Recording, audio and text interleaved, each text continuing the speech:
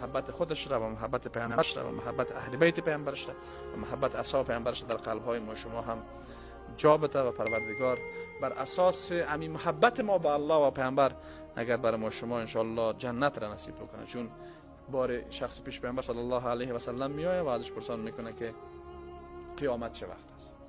رسول الله صلی الله علیه و سلم برش میگه که چی آماده کردی؟ پیامبر صلی الله علیه و سلم میگه که هیچ چیزی آماده نکردیم، اما الله و پیامبرش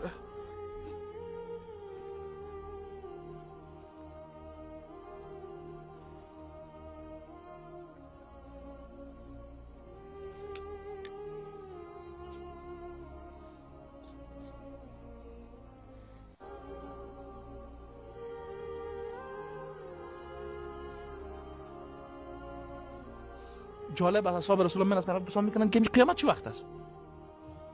این گویایی که اونا منتظرن. پیامبر ازشان پرسان میکنن چی آماده کردی برش؟ مالک یوم الدین چی برش آماده کردی؟ گپ جالب میگه.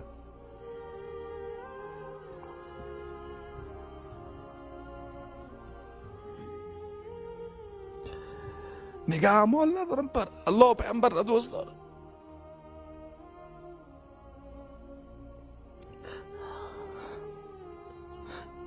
این مفاهیم ایمانی در قلب اونا زنده و بیدار بود. ما از این نعمت ها محرومیم.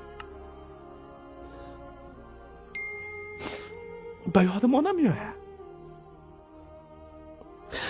از نعمت محبت الله محروم شدن از همه نعمت ها محروم شدن است. گاهی وقتا آیا با خود فکر کردیم که در قلب ما محبت الله و پیامبر وجود داره؟